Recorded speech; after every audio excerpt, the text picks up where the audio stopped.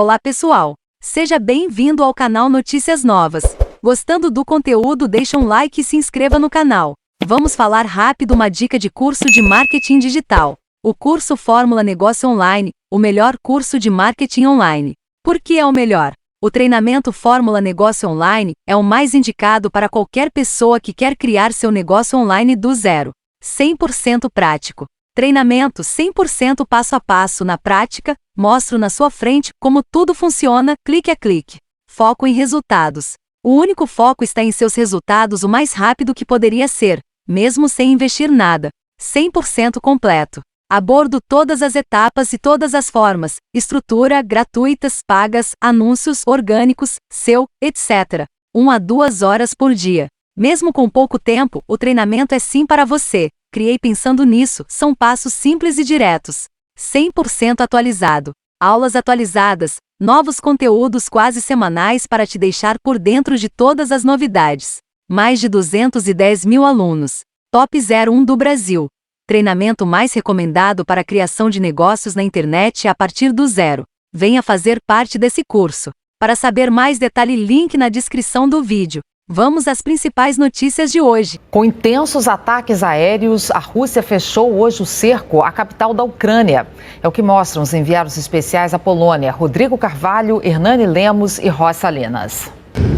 A TV estatal russa divulgou imagens de helicópteros destruindo equipamentos militares da Ucrânia na região de Kiev. As tropas de Vladimir Putin já estariam a 25 quilômetros só da capital da Ucrânia. Imagens de satélite mostram as forças russas disparando em áreas residenciais perto da cidade.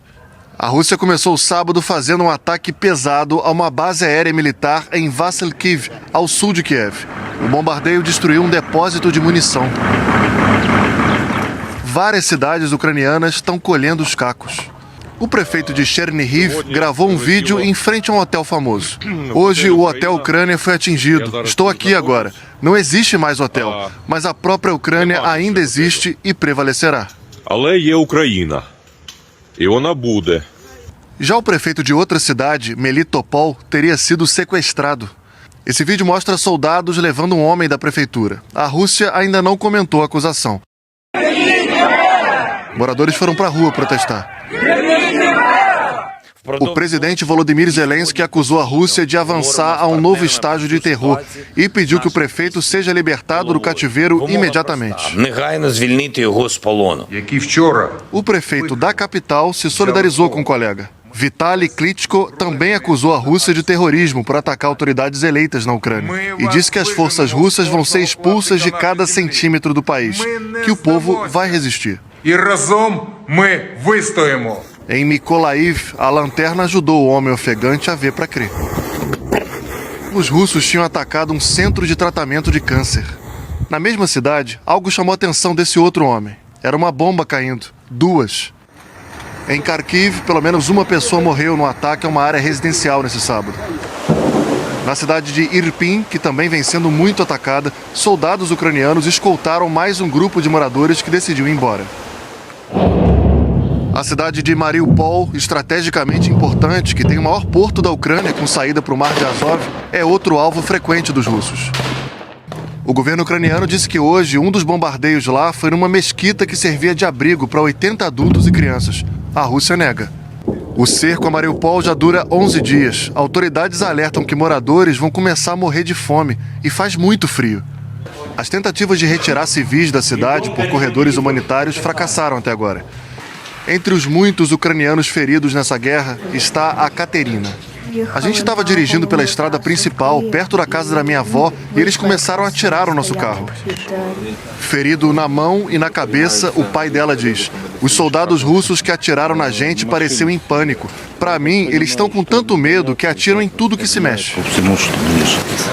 Nesse sábado, o presidente ucraniano agradeceu os esforços de Israel para mediar as discussões e sugeriu que as negociações de paz fossem em Jerusalém. Volodymyr Zelensky disse que propostas concretas para acabar com a guerra na Ucrânia estão sendo trocadas entre Moscou e Kiev. Zelensky falou que até agora 1.300 soldados ucranianos morreram. A estimativa é de que do lado russo cerca de 6.000 tenham morrido. Zelensky disse também que o exército russo está sofrendo a maior perda de militares em décadas. Ele falou que as forças ucranianas já tiraram de combate 31 grupos de batalhões táticos da Rússia. Nesses 17 dias de guerra, estações de trem como essa aqui, a 1 hora da fronteira com a Ucrânia, vem recebendo muita gente. A quantidade de voluntários, de fato ajudando os refugiados, é muito grande. Mesmo assim, sair de um país em guerra às pressas e chegar num lugar desconhecido pode ser especialmente traumático para algumas pessoas. ONGs de direitos humanos vêm alertando para casos de desaparecimento de crianças, tráfico de pessoas e exploração. O governo polonês aumentou a pena mínima para casos de tráfico de pessoas de 3 para 10 anos. E a pena máxima por tráfico sexual de crianças subiu de 10 para 25 anos. A Darina, que fugiu da Ucrânia, disse que quando se sai de uma área em conflito, se acaba fazendo escolhas rápidas, intuitivas, do que é mais ou menos seguro, que não dá para pensar em tudo. Esse chefe de polícia da Romênia falou que vem alertando as mulheres refugiadas para que viajem sempre com o celular carregado e que anotem a placa do carro ou do ônibus que estão pegando. A Agência da ONU para Refugiados se disse muito preocupada com essas denúncias. Mas nessa rotina de medo, cansaço e tristeza, os refugiados seguem encontrando muita gente boa pelo caminho.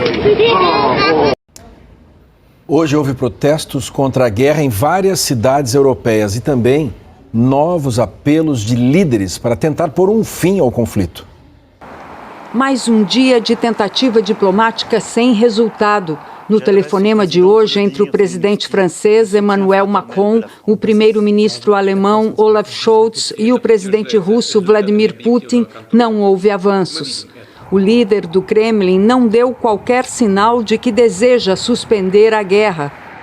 Em 90 minutos de diálogo, Scholz e Macron exigiram uma trégua imediata na Ucrânia e o início de uma solução diplomática para o conflito. Putin acusou as forças ucranianas de violações de direitos humanos sem apresentar provas e pediu aos líderes da França e da Alemanha que exerçam a sua influência sobre as autoridades locais para acabar com isso. Moscou fez mais uma ameaça. Dmitry Rogozin, chefe da Agência Espacial Russa, disse que o abastecimento da Estação Espacial Internacional pode ser interrompido por causa das sanções. Isso comprometeria o funcionamento da estrutura. Os russos que ocuparam a usina nuclear de Zaporizhia, a maior da Europa, anunciaram aos funcionários ucranianos que a usina não pertence mais à Ucrânia e que agora terá que operar sob o controle de Moscou, que já enviou engenheiros para lá.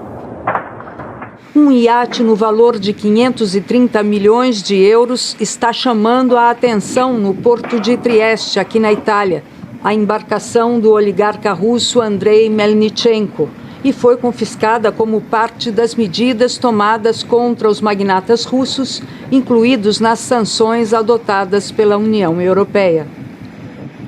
Hoje teve protestos contra a guerra em várias cidades europeias. Em Florença, na Itália, 20 mil pessoas acompanharam um pronunciamento do presidente da Ucrânia.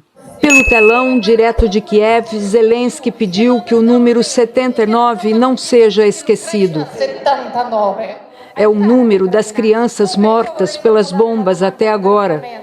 Os sinos da Igreja de Santa Croce também quiseram informar o número de dias desta guerra e tocaram 17 badaladas. Zelensky chamou de cínica e cruel a invasão. Disse que a guerra é também contra o modo de vida ocidental e que as forças armadas russas bombardeiam clínicas, igrejas e praças. Na Alemanha, Holanda e Inglaterra, muitos manifestantes também foram às ruas. Numa rede social, o Papa Francisco voltou o seu pensamento para as pequenas vítimas da guerra. Pensem nas crianças que estão privadas da esperança de uma vida digna, escreveu Francisco. Crianças mortas, feridas, órfãs. Crianças que têm como brinquedos os escombros da guerra. Em nome de Deus, parem. Agora à noite, a Agência Internacional de Energia Atômica declarou que a informação de que a Rússia teria tomado o controle permanente da usina nuclear de Zaporizhia foi negada pelo governo russo. O fotógrafo Gabriel Chaim acompanhou o atendimento a soldados feridos na guerra dentro de um hospital nos arredores da capital ucraniana.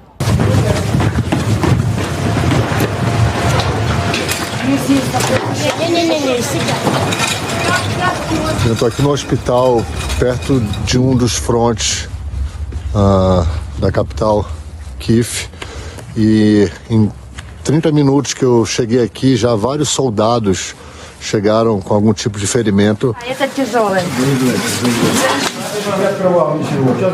Eles têm um pequeno posto de saúde, um pequeno hospital de campanha no fronte, que vai fazer aqueles primeiros cuidados básicos e depois eles mandam para esse hospital, que é o primeiro grande posto que recebe os soldados que precisam de uma cirurgia urgente.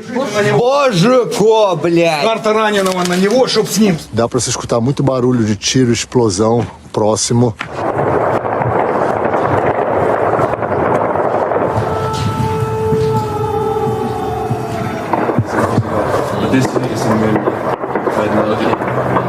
O médico me contou que eles ficam ali por no máximo 2 dias, eles estabilizam o ferido e depois eles enviam para outras localidades.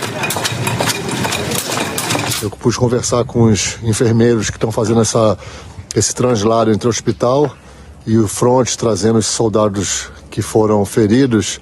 E eles falaram que hoje os ataques se intensificaram muito e o número de soldados que estão chegando aqui hoje é bem maior do que foi ontem.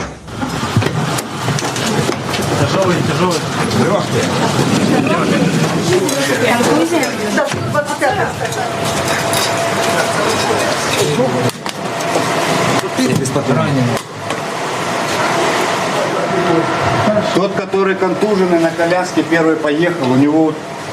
Не задержали, смотрели? Да, военные проверяют. Военные проверяют.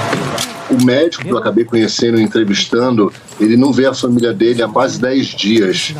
Ele acabou os mandando embora do país por da falta de segurança. У меня мои окна моего дома выходят на воинскую часть, база Национальной гвардии. Я проснулся, просто чуть раньше встал, я обычно рано просыпаюсь. Уже встал, и я увидел, озарилось небо, потому что это было где-то 5 утра. Произошел взрыв, и ударная волна буквально ударила о стекла.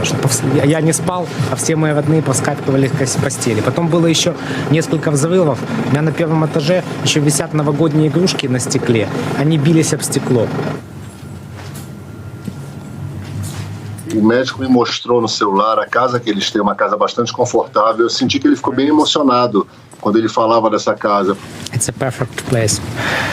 Porque com certeza ele tem várias lembranças lindas, momentos incríveis que ele passou com a família e que talvez essa casa vá ser um lugar que ele nunca mais irá regressar. If you could send a message to our family now, which message you gonna send? Я очень по вам скучаю, все будет хорошо. Há 17 dias, o presidente Vladimir Putin ordenou que soldados russos invadissem a Ucrânia. Era o início da mais grave crise militar e do maior êxodo de refugiados da Europa desde a Segunda Guerra Mundial. O correspondente Felipe Santana conta agora como o conflito avançou nas últimas semanas. 2 semanas são uma vida para quem não sabe se o pior pode chegar a qualquer momento pela janela.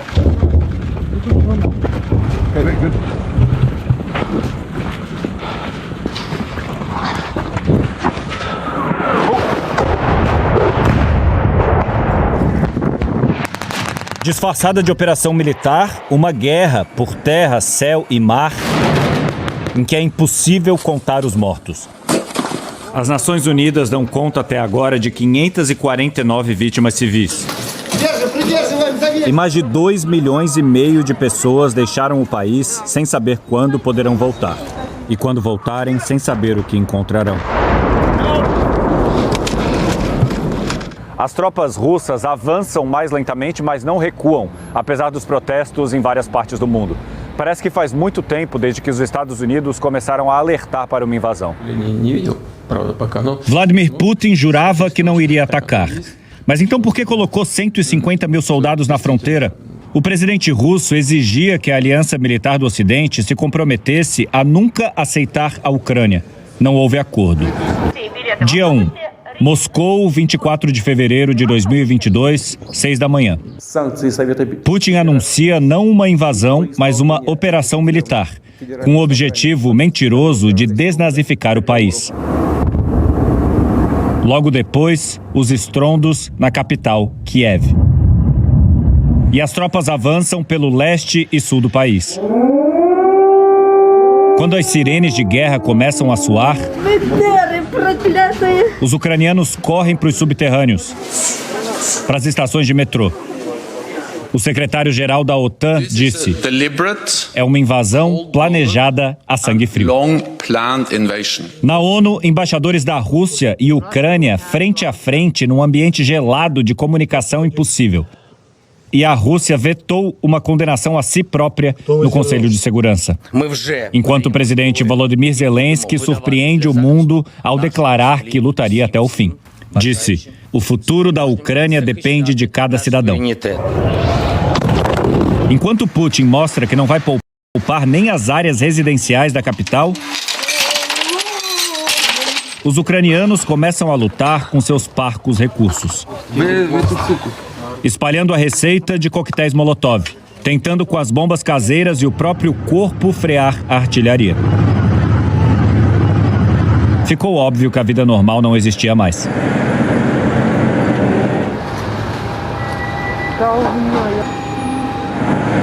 E cada vez mais óbvio que aquilo não era uma operação militar. Dia 3. Quando Zelensky viu sua cabeça a prêmio, os Estados Unidos se ofereceram para tirá-lo dali. Mas ele respondeu que não precisava de uma carona, mas de armas. Países do mundo todo que historicamente não se envolvem em guerras prometeram munição, que demora a chegar. Dia 6. Putin avança para uma das maiores cidades ucranianas, Kharkiv, atacando o prédio do governo. Além de áreas residenciais, matando ainda mais civis. Putin é um bandido, diz o morador ao revirar os escombros. No mesmo dia, a torre de TV de Kiev é bombardeada.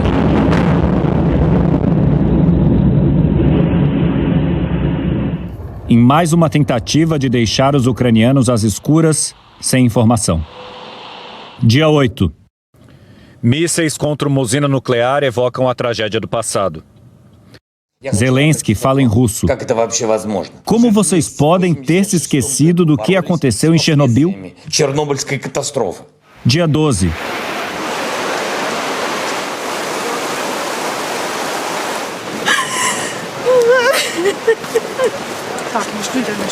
Os moradores tentam fugir das redondezas de Kiev. Mas um bombardeio matou a mãe e 2 crianças. Hospitais, maternidades lotados de feridos. Mas nem ali um lugar seguro. Dia 14. Sobrou pouco do hospital infantil de Mariupol, que a Ucrânia diz ter sido atacado pelos russos. Enquanto os homens resistem e ficam para lutar, mulheres e crianças rumam aos milhões para o oeste, cruzando a fronteira com a Polônia. A criança mostra o desenho do antes e do depois. Se essas 2 semanas para um adulto pareceram um ano, para quem tem poucos anos, o estrago é para sempre. Mesmo que na hora não percebam. E dentro de um bunker, a menina cante a música que em português se chama Livre Estou. Ou o bebê que claramente não gosta do capacete do pai.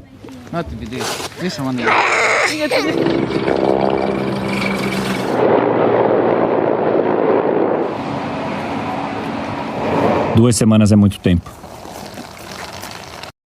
O Brasil passou a contar com mais 700 animais na lista de ameaçados de extinção. O número de espécies em extinção dobrou em 8 anos. Em 2014, ano do último levantamento, eram 698. Hoje, a lista preparada pela Comissão Nacional da Biodiversidade, CONABio, tem 1.399 animais. Entraram na lista neste ano 701 animais. Uma nova espécie de boto cor-de-rosa, a do araguaia, da região amazônica, recentemente descoberta, é um deles. O guaiamum, um caranguejo muito conhecido no Nordeste, é mais um animal sob ameaça. Um outro caranguejo, o amarelo, encontrado na ilha de Fernando de Noronha, também está na lista. Além da piabanha, um peixe que era visto com frequência na região sudeste, e a ave surucuá de Murici, de Alagoas. Muitos animais que já estavam na lista anterior, de 2014, continuam sob ameaça de extinção. É o caso da onça-pintada, lobo-guará, tamanduá-bandeira, ariranha, muriqui do norte, gato mourisco, baleia franca austral. A lista elaborada pela Comissão Nacional da Biodiversidade ainda vai passar pela avaliação do Ministério do Meio Ambiente antes de ser oficialmente publicada. De acordo com Luciana Barbosa, pesquisadora da Sociedade Brasileira para o Progresso da Ciência, a lista de animais ameaçados pode ser ainda maior porque não inclui dados do ano passado. Nossa preocupação é que essa lista realmente seja maior, que o número de espécies seja ainda maior, em função de todos os impactos que nós temos visto. E não só a lista seja maior, mas as ameaças a essas espécies tenham se tornado de maior impacto. No início de 2020, a Conab chegou a ser extinta por decisão do então ministro do Meio Ambiente, Ricardo Salles, com o apoio do presidente Jair Bolsonaro. A Conab foi recriada logo depois, mas com a metade do tamanho, reduzindo inclusive a participação de entidades ambientalistas. Elaborar a lista de animais sob ameaça é fundamental para organizar programas de conservação da biodiversidade, de combate à poluição, restrições para caça e pesca, além de projetos específicos para salvar espécies. Denis Rivas, presidente da Associação Nacional dos Servidores Ambientais, afirma que um aumento tão grande de espécies ameaçadas é reflexo do desmatamento e da falta de compromisso do governo federal com a fiscalização. Quando você afrouxa a fiscalização e sinaliza para o crime ambiental que ele está com a porteira aberta para ele passar, o que a gente esperava era exatamente um cenário catastrófico, né? O Jornal Nacional procurou o governo para comentar os dados da lista, mas não obteve resposta. A onça, que virou um dos símbolos das queimadas no Pantanal, acabou de gerar uma vida.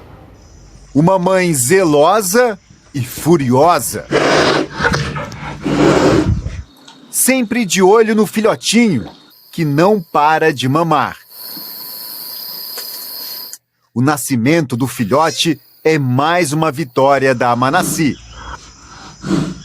A onça-pintada foi uma das vítimas do incêndio no Pantanal em 2020. Ela teve queimaduras de 3º grau e quase foi sacrificada. Ela demorou demais para sair do fogo, quer dizer, para cuidar de se salvar. Ela deve ter tentado salvar um ou mais filhotes que ela talvez estivesse com eles lá. Biólogos e veterinários se uniram para salvar o animal. A onça se recuperou, mas perdeu as garras e não pôde voltar para a natureza. Nós acompanhamos com exclusividade a nova fase de vida da Amanassi, neste santuário de animais. O Instituto Nex, em Corumbá de Goiás, a 160 quilômetros de Goiânia. E ela começou com um namoro com o Guarani. E aos poucos vieram os sinais. O andar passou a ficar mais lento, a fome aumentou, logo a barriga ganhou volume. Foram 110 dias de gestação, até o parto, momento raro de ser visto na natureza e até no cativeiro. A Amanassi escolheu a melhor posição, parecia mesmo já ter experiência com o parto, e em cima do feno nasceu o primeiro filhote. E logo depois, o segundo. Agora são quase 3 horas da manhã e a gente está acompanhando de longe, através da câmera instalada lá no recinto. A Amanassi agora está descansando. Estava exausta por conta de tudo que aconteceu, mas agora parece que ela voltou a ficar tranquila. E está ali, olha, se posicionando melhor, já para o filhotinho que está na barriga dela. Hora do banho, gente. Infelizmente, um dos filhotes nasceu com má formação e acabou não sobrevivendo. A Manassi está ali naquele recinto, estou falando um pouquinho mais baixo para não incomodá-la. A gente está seguindo todas as orientações do pessoal aqui do Instituto, inclusive eles que trouxeram a gente aqui para acompanhar esse primeiro momento. E aparentemente a Manassi está super bem com o filhote. O projeto é preparar a oncinha para viver no Pantanal e ocupar o lugar que um dia foi da Manassi. Graças a Deus a gente pôde fazer tudo pela Manassi e ela está bem, só que deixou um buraco no Pantanal e a gente quer preencher esse buraco com um filhote dela que tem o mesmo genoma dela, que é do mesmo bioma, para ver se a gente tenta amenizar a interferência do homem na natureza. O WhatsApp suspendeu contas usadas pela equipe do ex-presidente Lula para conectar voluntários com as redes sociais do ex-presidente. Segundo a assessoria de Lula, o bloqueio foi uma reação automática do aplicativo diante do aumento de tráfego de mensagens entre os usuários dos grupos. O WhatsApp informou que não comenta casos específicos. A assessoria de Lula disse que 6 grupos foram bloqueados e outros 18 estão funcionando normalmente. A administração deles não é feita pelo Partido dos Trabalhadores. A equipe de Lula nega qualquer violação às normas de uso do WhatsApp e disse que aguarda o restabelecimento dos grupos bloqueados. O presidente Jair Bolsonaro sancionou ontem, sem vetos, o projeto que muda a cobrança de ICMS sobre os combustíveis. O texto foi aprovado na quinta-feira pelo Congresso. Pela nova lei, o ICMS sobre combustíveis passa a ter uma alíquota única em todo o país. Não será mais um percentual, mas um valor fixo em reais por litro de combustível. E só poderá incidir em uma etapa da comercialização. Para entrar em vigor, os secretários estaduais de Fazenda devem definir juntos o valor dessa nova alíquota. O PIS e COFINS cobrados sobre óleo diesel, biodiesel e gás de cozinha não vão ser cobrados até o fim do ano. Enquanto a guerra não chega ao fim, brasileiros abrem as portas de casa para receber os refugiados. No reencontro com a família em Curitiba, alívio e comemoração.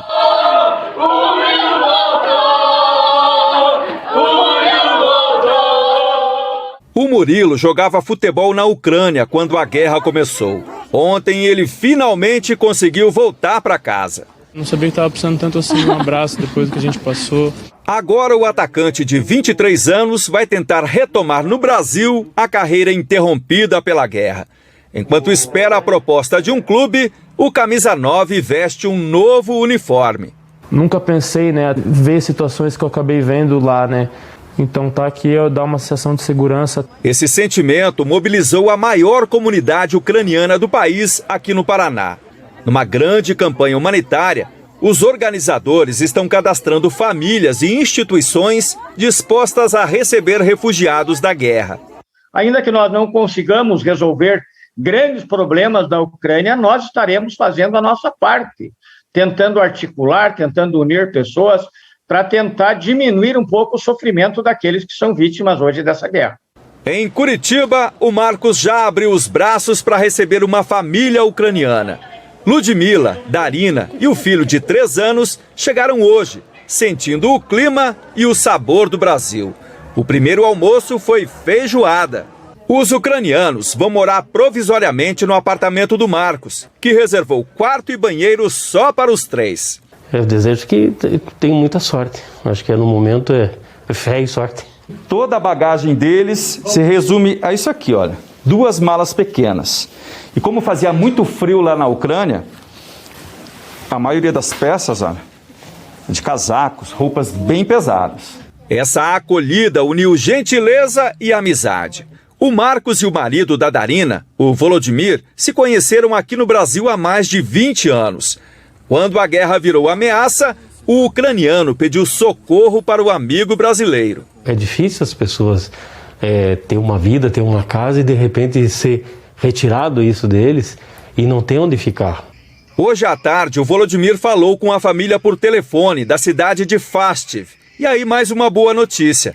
ele conseguiu dispensa do exército ucraniano porque tem problemas de saúde e em breve deve se juntar à família. Semana que vem, se Deus quiser, eu vou para o Brasil. Os planos agora são arrumar um emprego, casa própria e aumentar a família. Felicidade. Muito obrigada a você. Hora de previsão do tempo. O Thiago Scheuer mostra agora como é que vai ser o domingo. Thiago, boa noite. Vem mais chuva por aí? Vem sim, Ana. Boa noite para você, para o Fachel também e para todo mundo. O domingo vai ser então de temporais em quase todo o Brasil e essa chuva ela vem mais forte principalmente à tarde. Isso vale para toda essa faixa que você vai ver em vermelho. Norte do Rio Grande do Sul, Santa Catarina, Paraná, São Paulo, estado todo, passa pelo Rio, também Minas Gerais, Centro-Oeste, avança pelo Norte e pega Maranhão, Piauí e Ceará. No Norte e no Nordeste, essa chuva toda ainda acontece por causa da zona de convergência intertropical, um corredor de umidade que acaba organizando as nuvens de chuva nessa região. Tempo bem abafado então e muita chuva em São Luís, Teresina, Manaus, Rio Branco e em Santarém, no Pará, com 40 milímetros, o que é muito. Já no sul e no sudeste, os temporais continuam por causa da frente fria. Tudo bem que ela já vai estar se afastando pelo oceano, mas ainda vai ajudando a fabricar as nuvens carregadas e ainda deixa aqui uma baixa pressão que faz a mesma coisa. Goiânia, Campo Grande, BH, São Paulo e Pomerode, no Vale do Itajaí, em Santa Catarina, com acumulados bem expressivos também. Amanhã ainda tem chuva mais fraca e passageira em todo o litoral do Nordeste. A gente destacou João Pessoa e Salvador com chuva para refrescar o calorão acima dos 30 graus. Aqui entre o centro-sul da Bahia, Minas Gerais e Espírito Santo e também em boa parte do Rio Grande do Sul, tempo firme o domingo inteiro. Vitória vai ser a única capital, então, nessa pegada aí, o dia todinho aí com 34 graus de máxima. E veja como o mês está sendo seco em Vitória. Só 3 milímetros de chuva até agora, 2% do normal para essa época, Ana. Ao longo da semana, Thiago, o que muda? Então, Ana, vamos lá. A partir de segunda, a chuva continua se espalhando no centro-norte, enquanto isso, o sul do país já passa a ficar mais seco e ensolarado. Dá para ver muito bem isso nesse mapa aqui, que mostra a chuva se acumulando ao longo da semana, até sexta-feira que vem. 150 milímetros em pontos do nordeste e do norte, e lá no sul, bem menos que isso. Em Porto Alegre, volta a esquentar bastante, subida aí de 10 graus entre amanhã, 21, e quinta, onde chega aos 31. Já no Rio, o que chama atenção é o aumento da chuva ao longo da semana. Veja só, amanhã 30 milímetros, terça 50, só baixa um pouquinho na quinta, 20 milímetros. Bom domingo para todo mundo, para vocês também, Fachel e Ana.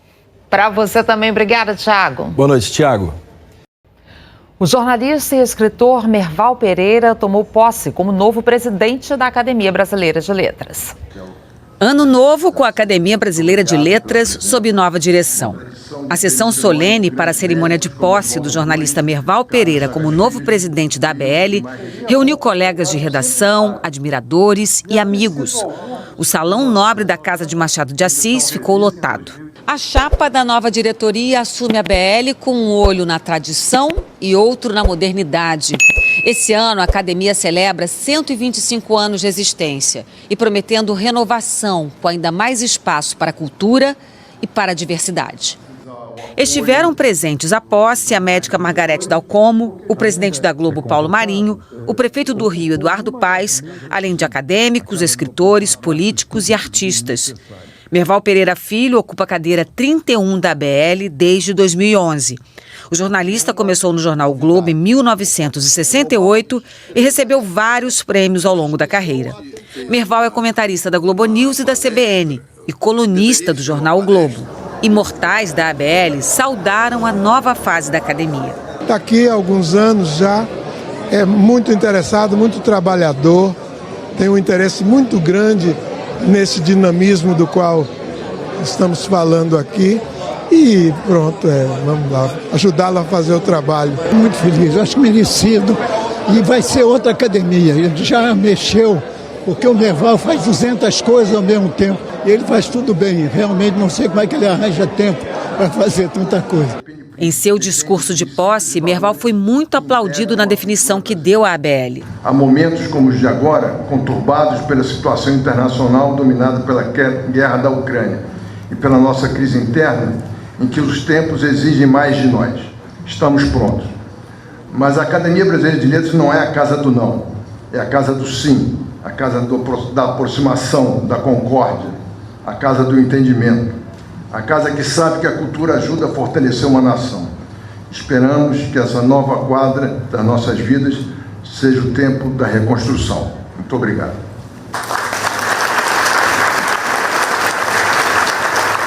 O Prêmio Machado de Assis foi entregue ao escritor Rui Castro pela contribuição da obra dele à literatura. Em seu discurso, um texto já considerado antológico por muitos presentes, Rui lembrou um de seus primeiros trabalhos jornalísticos quando, aos 19 anos, na mesma academia, cobriu a posse de Guimarães Rosa, que morreria apenas 3 dias depois, e agradeceu o prêmio. Talvez o Prêmio Machado de Assis não seja só pelo conjunto de obra, mas também pelo conjunto de vida, de uma vida dedicada à segunda coisa mais nobre ao nosso alcance, aprender. A primeira, naturalmente, é ensinar. A academia, minha gratidão e a consciência de que ser premiado por ela redobra minha responsabilidade como escritor e como brasileiro. Muito obrigado. Em entrevista, o novo presidente da ABL afirmou que a defesa da liberdade de expressão é uma prioridade. Nós temos importância na defesa da cultura brasileira, num momento em que a cultura está muito maltratada pelo governo, né? Então, é mais uma tarefa. Lutar pela liberdade de expressão, lutar contra a censura, é uma tarefa da academia que nós vamos levar adiante. A gente atualiza agora os números da pandemia e da vacinação no país, reunidos pelo consórcio de veículos de imprensa. Malu Maza, boa noite. Boa noite, Ana Paula e Fachel, e uma boa noite a todos vocês. O Brasil registrou nas últimas 24 horas 381 mortes por Covid. Já são 654.993 vítimas da doença. De ontem para hoje, foram quase 48 mil novos casos conhecidos. E o total passa de 29.350.000 casos. A média de casos está em queda de 43% em 2 semanas. São quase 46 mil casos por dia. A média de mortes também registra redução de 38%. São 429 óbitos por dia. Agora, os números da vacinação já receberam as 2 doses ou a dose única, 78,79% da população com 5 anos ou mais. A dose de reforço foi aplicada em 42,71% da população com 18 anos ou mais. No mapa em verde escuro, os estados mais adiantados na vacinação completa da população que pode ser imunizada. Os 3 primeiros são São Paulo, Piauí e Paraíba. Mais informações em g1.com.br/coronavírus. Fachel, Ana Paula. Obrigada, Malu. E o uso da tecnologia na volta às aulas presenciais ainda é um desafio para as escolas públicas e particulares de todo o país. Ainda não inventaram tecnologia que substitua as relações, o vínculo, o contato do professor e do aluno dentro da sala de aula. Essa é uma lição que a pandemia deixou. O uso da tecnologia na pandemia, com forte atuação do professor, funcionou melhor do que nós imaginávamos. Quando sem o professor, funcionou pessimamente. Ninguém aprende a estudar naturalmente, você aprende a estudar através das intervenções da escola. A mesma coisa em relação à tecnologia. Nessa escola da rede municipal, na zona leste de São Paulo, ferramentas tecnológicas têm ajudado a diminuir a defasagem, herança dos últimos 2 anos. Através da recuperação das aprendizagens, a gente pode utilizar o tablet como um auxílio para fazer atividades em casa. E nessa escola particular da Zona Oeste, aluno vidrado na tela está aprendendo cálculo e raciocínio lógico. Esse jogo é matemática misturado com joguinho. Que você não entendeu o jogo, você põe aqui que ele te explica. Tipo, seja a imagem, leia o enunciado. É para você jogar, se divertir, fazer a matemática. Eu nunca mais joguei outro jogo, só joguei esse, desde que eu conheci. Uma pesquisa nacional da Fundação Lehman mostra que a internet torna a escola mais atraente para os alunos, na opinião de 91% dos pais. E os professores concordam. A gente às vezes está falando sobre um assunto e aí vem uma dúvida ou alguma personalidade, alguém que aparece, e aí a gente consegue prontamente já pesquisar e se aprofundar um pouco, ajuda muito nas discussões, a fomentar as discussões. Mas não funciona igual para todos. Segundo o estudo, no Sul e no Sudeste, mais de 7 em cada 10 escolas têm rede Wi-Fi para os alunos. O Centro-Oeste está perto da mesma proporção. No Norte e no Nordeste, só 5 em 10. No país, 63% dos estudantes têm acesso à banda larga. 37% não têm. Fica difícil se encantar pela tecnologia avançada na educação sem que a gente lembre que ainda falta a básica. Internet na casa dos alunos e nas escolas, que, segundo educadores, hoje é tão importante quanto uma biblioteca. Eles dizem que até que todas as regiões do país estejam conectadas, a tendência é que as desigualdades se aprofundem. É o que lamenta o especialista em aprendizagem da Universidade de Colômbia. O Brasil, onde todo mundo tem acesso, onde os alunos têm acesso em casa, onde o aluno tem um laptop em casa, tal, e isso não existe. Agora, eu acho que tem muitas coisas que podem funcionar. Você pode fazer entrevistas com seus pais, com seus avós, fazer documentários sobre a história da sua família, você pode documentar problemas urbanos na sua comunidade, tal. Então, eu acho que uma das coisas que vai ser mais interessante da gente aproveitar é essa conexão com a vida do aluno. O Piauí investiu em sinal de internet gratuito. E agora, Railane pode usar a rede para estudar para o vestibular. Eu gosto muito de estudar, porque é o meu sonho. Pedagogia. Eu quero ensinar os alunos para que eles possam pensar no futuro. Pelo Campeonato Carioca, Fluminense e Boa Vista empataram em 0-0. No Campeonato Gaúcho, teve definição nas semifinais. Em Porto Alegre, Grêmio e Ipiranga de Erechim. Campaz cobrou escanteio e fez gol olímpico. Bitelo chutou de fora da área e aumentou para o Grêmio, 2-0. O Guarani de Bagé fez o primeiro contra o Internacional com o Marcos Paulo. No segundo tempo, Caio Vidal empatou, 1-1. Grêmio e Inter farão uma das semifinais. O Brasil de Pelotas venceu o Juventude por 1-0 com gol de Thiago Santos e vai pegar o Ipiranga no outro confronto da semifinal. Corinthians e Ponte Preta pelo Paulista. Renato Augusto marcou o primeiro do Corinthians. Paulinho aumentou. Ainda no primeiro tempo, Gustavo fez o terceiro. Adson, o quarto. E o Gustavo Mantuan, o quinto. Final Corinthians 5, Ponte Preta 0. Pelo Campeonato Mineiro, Nátio Fernandes fez o gol do Atlético contra o Democrata, 1-0. O Uberlândia venceu o América Mineiro por 2-1. No Campeonato Baiano, Luiz Otávio marcou para o Bahia contra o Jacuipense. Júlio César empatou. Aí o Marco Antônio colocou o Bahia na frente mais uma vez. O Patrick de Luca fez o terceiro. E o Rodalega, o quarto. Bahia 4-1. No Mato Grossense, o Cuiabá venceu o Dom Bosco por 1-0. Gol do Rodriguinho. No clássico entre Náutico e Sport pelo Campeonato Pernambucano, Jean Carlos fez para o Náutico. O chileno Parragués empatou para o Sport. E no último minuto, Everton virou. Sport 2-1. O Atlético Goianiense venceu o Morrinhos por 3-0 e garantiu a vaga nas semifinais do Campeonato Goiano. No segundo jogo da semifinal do Campeonato Cearense, o Moisés marcou para o Fortaleza contra o Ferroviário. Edson Cairuz empatou. Mas André Balmer fez contra, 2-1. O Fortaleza vai enfrentar o Caucaia na final.